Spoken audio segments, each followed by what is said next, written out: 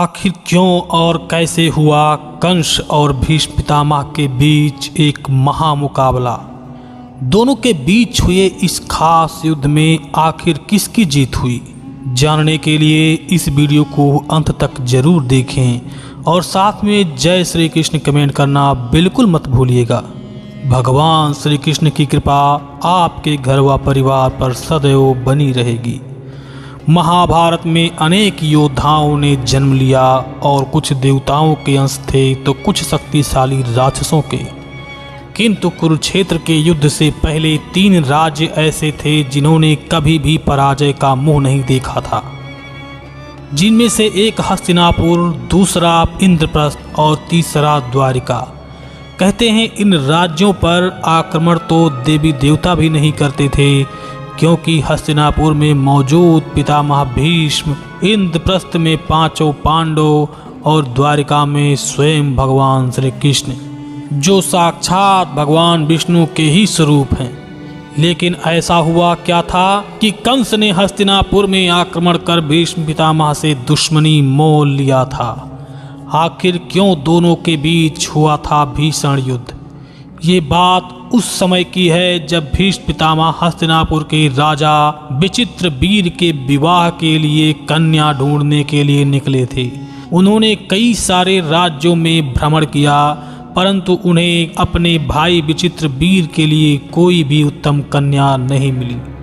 फिर उन्होंने अपने सेनापतियों को कई सारे राज्यों में भेजा ताकि वह एक उत्तम कन्या की खोज कर सके। उनमें से एक सेनापति भगदत्त के महल में जा पहुंचा, जहां उन्होंने देखा कि भगदत्त इंसानों की बलि दे रहा है, जिसमें हस्तिनापुर के कई सारे सैनिक भी शामिल हैं। यह बात जाकर उसने शीघ्र ही पितामह भीष्म से बताई। भीष्म पितामह को जब यह बात की पता चली तो उन्होंने क्रोधित होकर उसके राज्य का सर्वनाश करने को सोचा, लेकिन दूसरे ही पल उन्होंने यह भी सोचा कि अगर वे शीघ्र ही असम जाकर भगदत्त से मुकाबला करेंगे तो उनके राज्य की सुरक्षा कौन करेगा। स्वयं भगवान परशुराम से शिक्षा प्राप्त करने वाले पितामह भीष्म उसी समय एक अमोघ बाण हस्तिनापुर से छोड़ देते हैं और सीधा जाकर वह भगदत्त को लगा। कहते हैं उस अमोघ बाण से भगदत्त की मृत्यु तो नहीं हुई, लेकिन वह मूर्छित हो गया। यह सब देखकर वहां के सैनिकों में भय उत्पन्न हो गया। ये बात जब भगदत्त के मित्र कंस को पता चली तो वो जानता था कि हस्तिनापुर को जीत पाना बेहद ही मुश्किल कार्य है, लेकिन फिर भी उसने अपने मित्र के लिए राक्षसों की सेना लेकर हस्तिनापुर की ओर कूच किया।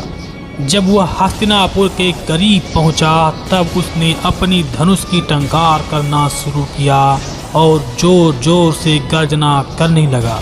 इससे हस्तिनापुर की धरती हिलने लगी। यह सब देखकर पितामह भीष्म अपने महल के ऊंचे किले में जा पहुंचे और उन्होंने देखा कि कंस अपनी सेना के साथ हस्तिनापुर की ओर प्रवेश करने वाला है। भीष्म के पास खड़े कई सारे सेनापतियों ने सेना को तैयार करने का निर्णय लिया, लेकिन पितामह भीष्म ने उन सभी को रोक दिया और फिर अकेले ही अपने रथ पर आरूढ़ होकर कंस की तरफ बढ़ने लगे। उन्होंने अपने धनुष की प्रत्यंचा को खींचा, जिससे बहुत गंभीर ध्वनि निकली, जिससे कंस की सेना में भगदड़ मच गई। ये सब देखकर कंस ने अपने सबसे शक्तिशाली राक्षस सैनिक को भीष्म के सामने युद्ध करने को भेजा, लेकिन भीष्म पितामह ने अपने मात्र एक साधारण बाण की सहायता से ही सेनापति की सेना को मार डाला। सेना की यह हाल देखकर सेनापति बुरी तरह से घबरा गया और उसने पूरी की पूरी सेना को पितामह भीष्म पर आक्रमण करने का आदेश दिया। कंस की विशाल सेना को अपनी तरफ आता देख पितामह भीष्म ने एक दिव्य बाण अभिमंत्रित किया और उसे चला दिया। उस महाअस्त्र से शूल और ऊपर से मूसल और बाणों की बौछार होने लगी, जिससे कंस की सेना पूरी तरह से परास्त हो गई और वो इधर उधर जान बचाकर भागने लगे।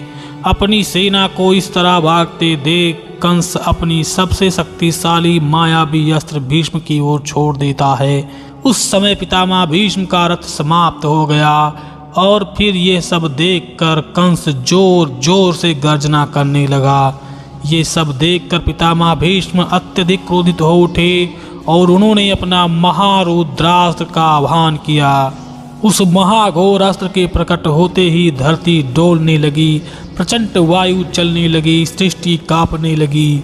जैसे ही वे अपने धनुष से कंस पर उस महाअस्त्र को छोड़ने वाले ही थे कि तभी एक आकाशवाणी हुई, जिसने पितामह भीष्म से कहा कि इसका वध किसी और के हाथों से निश्चित है। आप अपने प्रचंड अस्त्र का प्रयोग ना करें, ना ही कंस बल्कि आपके लिए और साथ ही समस्त सेना और पृथ्वीवासी के लिए महाविनाशक से कम नहीं है। इस भविष्यवाणी से कंस भी समझ गया कि पितामह भीष्म को जीतना लगभग नामुमकिन है। जिसने अपने साधारण बाणों से ही सेनापति को फाड़ डाला हो और पूरी की पूरी सेना को खत्म कर डाला हो, वो कंस को मारने का सामर्थ्य भी रखता है। ऐसे में कंस अपनी बची कुची सेना लेकर वहां से चला गया। भीष्म ने भी स्वयं आकाशवाणी की बात समझी और कंस को राज्य से जाने दिया। इस कथा से ये पता चलता है कि पितामह भीष्म कितने शक्तिशाली थे, जिन्हें जीत पाना लगभग नामुमकिन था। आपकी क्या राय है कमेंट करके हमें ज़रूर बताएं। साथ ही अगर वीडियो अच्छी लगी हो तो लाइक और हमारे चैनल को सब्सक्राइब जरूर करें और ज़्यादा से ज़्यादा अपने मित्रों में भी इस वीडियो को शेयर करें। मिलेंगे अगली बार एक नए वीडियो के साथ, तब तक के लिए जय श्री कृष्ण।